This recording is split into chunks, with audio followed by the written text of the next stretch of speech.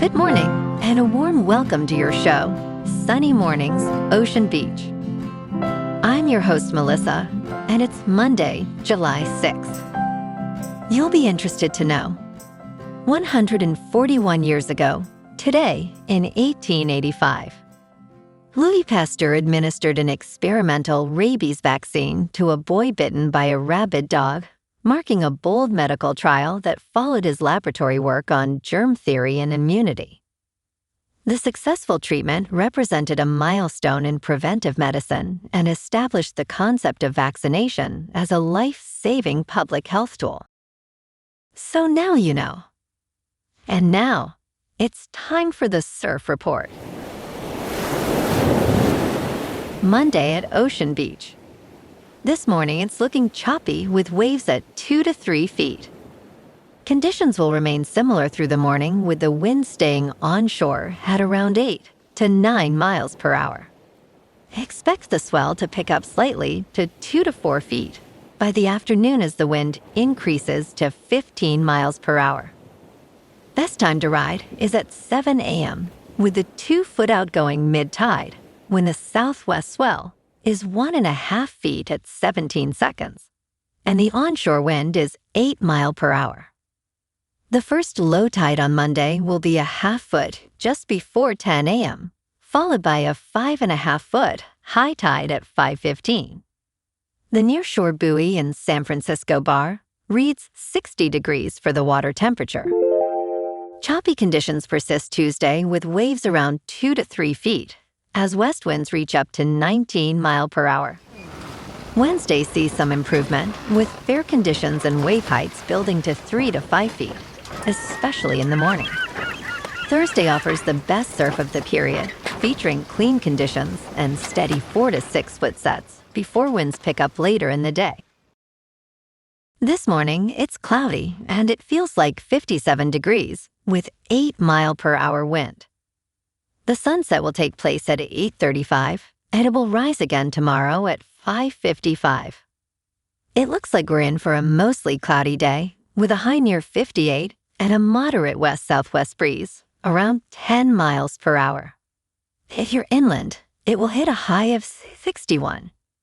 Tonight, expect cloudy skies with a low around 54 and a moderate west wind, around 13 miles per hour.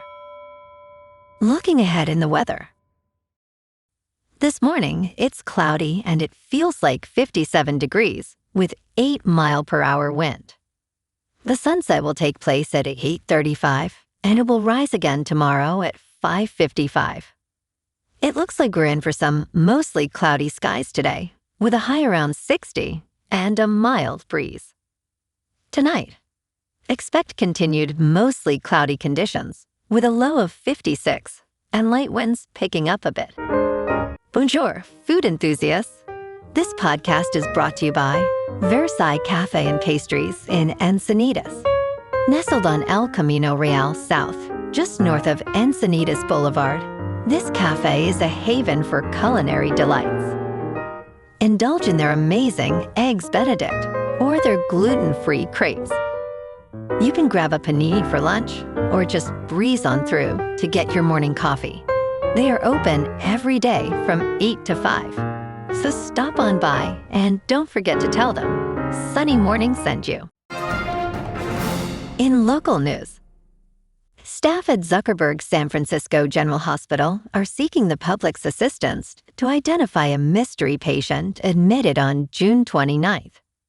Currently unconscious and unable to communicate, the hospital hopes that photos of the man's face and tattoos will aid in identifying him. The patient, a black man, weighs 170 pounds, stands approximately 5 feet, 11 inches tall, and is estimated to be between 45 and 50 years old. Notable tattoos include SFA double rock projects in 2 fonts on one arm. Anyone with information is encouraged to call the San Francisco Sheriff's Office Hospital Bureau at 628-206-8063.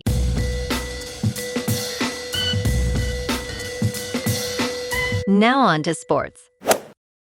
England midfielder Jordan Henderson suffered a really bad wrist injury while celebrating his side's dramatic World Cup last 16 win over Mexico, manager Thomas Tuchel said. Henderson appeared to land awkwardly after falling from the advertising hoardings following England's 3-2 victory and was pictured leaving the pitch on a stretcher. The 36-year-old Brentford midfielder's World Cup has been limited to a 6-minute appearance at the end of England's Group L win over Panama. "It looks really bad," said England manager Thomas Tuchel on BBC One after his side's win. "The doctor told me he is in hospital." In local sports, the Giants fell short in Colorado yesterday, dropping a 7-6 heartbreaker in the series finale at Coors Field. Casey Schnitt went deep, but it was not enough as Dylan Smith surrendered 3 runs in relief. San Francisco is now 37-52 on the season, but they had a chance to reset tonight at Oracle Park when the Toronto Blue Jays roll in for a 3-game series. Landon Roop takes the mound against Kevin Gausman in what should be a pitcher-friendly matchup. The G-men need to find some offensive consistency. They have won just 2 of their last 5, and home field could be the spark they are looking for. Meanwhile, the Niners are gearing up for training camp.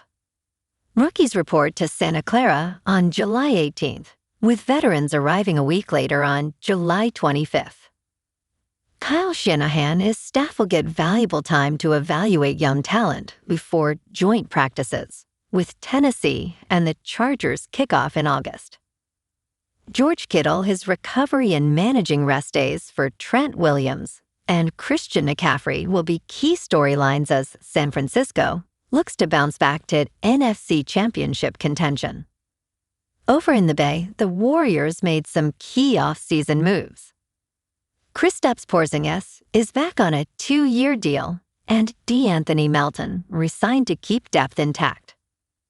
Draymond Green is declining his player option, which could signal cap flexibility as Golden State pursues bigger targets heading into the new season.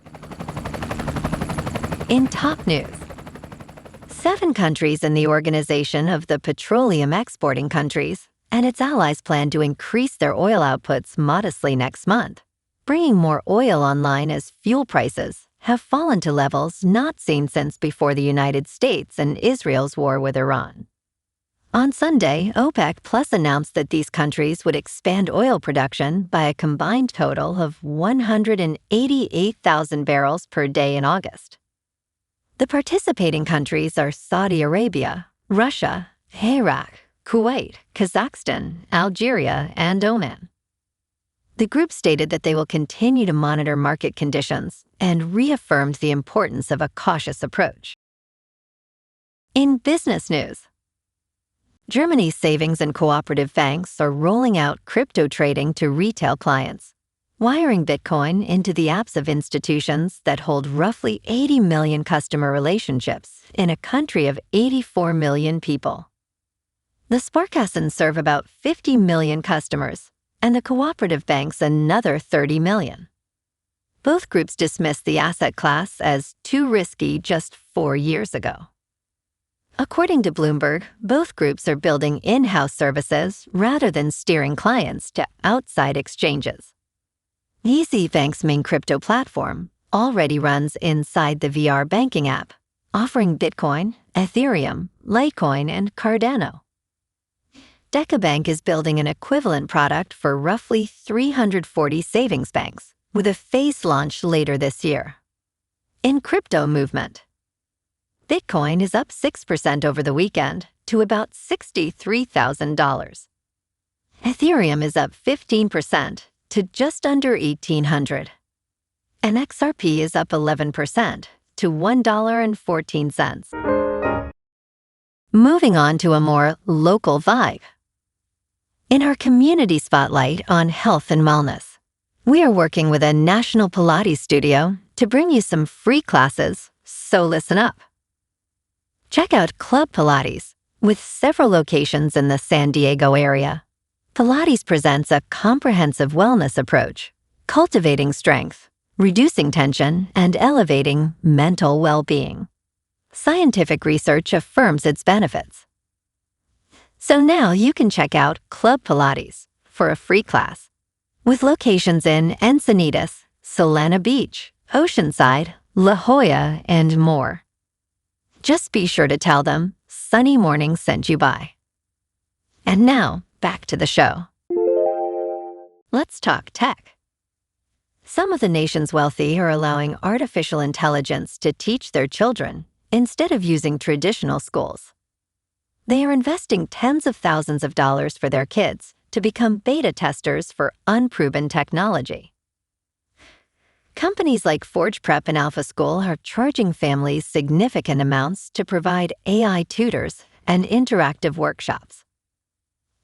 Sean Johnson, a venture capitalist from San Francisco, plans to send his son to a $75,000 per year Alpha kindergarten.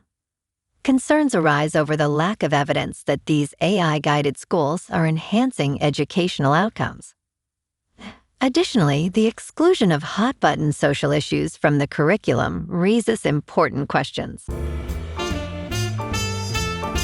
And in entertainment news, Idiocracy is the film that best captures the American experience, say readers of the New York Times.